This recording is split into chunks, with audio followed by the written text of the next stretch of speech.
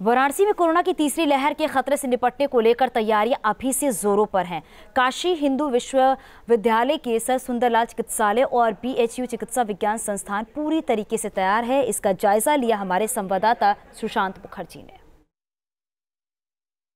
Corona संक्रमण की दूसरी लहर में जिस तरीके से स्वास्थ्य व्यवस्था चरमराई थी और फिर तेजी से काम हुआ और अब ऑक्सीजन और बेड की कोई कमी नहीं है।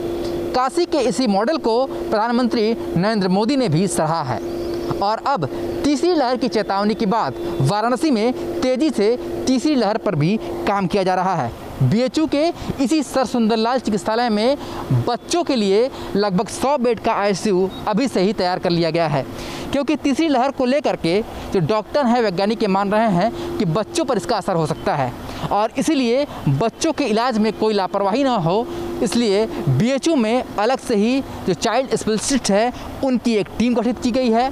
बच्चों का ICU तैयार कर लिया गया है ताकि किसी भी तरीके से यहाँ पर स्वास्थ्य व्यवस्था न चरमराए। इसके साथ ही बच्चों का जो टेस्टिंग होगा, यानी कि जो कोरोना संक्रमण की जो चेकिंग होती है उसके लिए भी किट आ गई है और 1 जून 2021 ये वो तारीख होगी जिस दिन से वाराणसी में बच्चों का भी कोरोना संक्रमण की जांच की जाएगी। तो BHU के अस्पताल के साथ साथ ही वाराणसी में जो दूसरे सरकारी अस्पताल है, इसके साथ ही जो प्राइवेट अस्पताल है, वहां पर भी तीसरी लहर के आने के अंदेशा को देखते हुए तैयारियां अंतिम चरण में है और सारे जो बच्चों के डॉक्टर हैं उनकी एक टीम गठित की गई है और उनकी देखरेख में अलग अलग अस्पतालों में ICU की और बच्चों के वेंटिलेटर की भी तैयारी की जा रही है। वीडियो जर्नलिस्ट विपिन सिंह के साथ सुशांत मुखर्जी, न्यूज़ स्टेट, वाराणसी। शुक्रवार को PM मोदी ने वीडियो कॉन्फ्रेंसिंग के जरिए वाराणसी के फ्रंट लाइन वर्कर और जनप्रतिनिधियों से संवाद किया। PM मोदी ने इस दौरान कोरोना संक्रमण की तीसरी लहर को लेकर चर्चा की।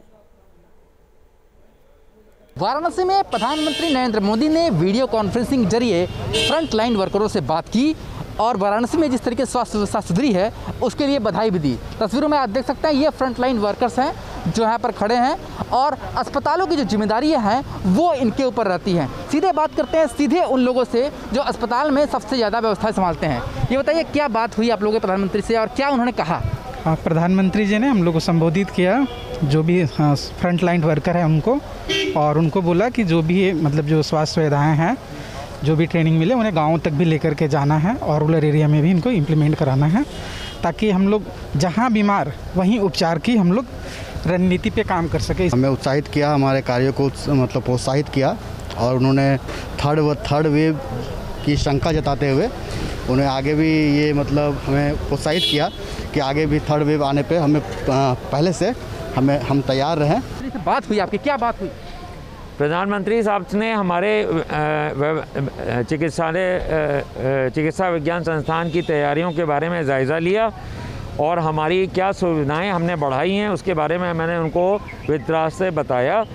उनका ये सुझाव था, चूँकि ये एक चिकित्सा संस्थान एक उच्च श्रेणी का संस्थान है जो कि तकरीबन 13 करोड़ पॉपुलेशन को सर्व करता है, तो हम एक अग्रणी संस्थान होने के नाते हम पेरिफेरी में बैठे हुए डॉक्टर्स, नर्सेज जितने भी हैं उनको इस महामारी में क्या विशेष हमें प्रावधान करने चाहिए, किस तरीके से हमें इलाज करना चाहिए, उसका एक ट्रेनिंग का कंपोनेंट बताया गया। तो उस विषय में मैंने अपनी उनको जानकारी दी कि हमारे संस्थान के द्वारा किस तरीके की कार्यशैली अपनाई जा रही है। वीडियो जर्नलिस्ट विपिन सिंह के साथ सुशांत मुखर्जी, न्यूज़ स्टेट, वाराणसी।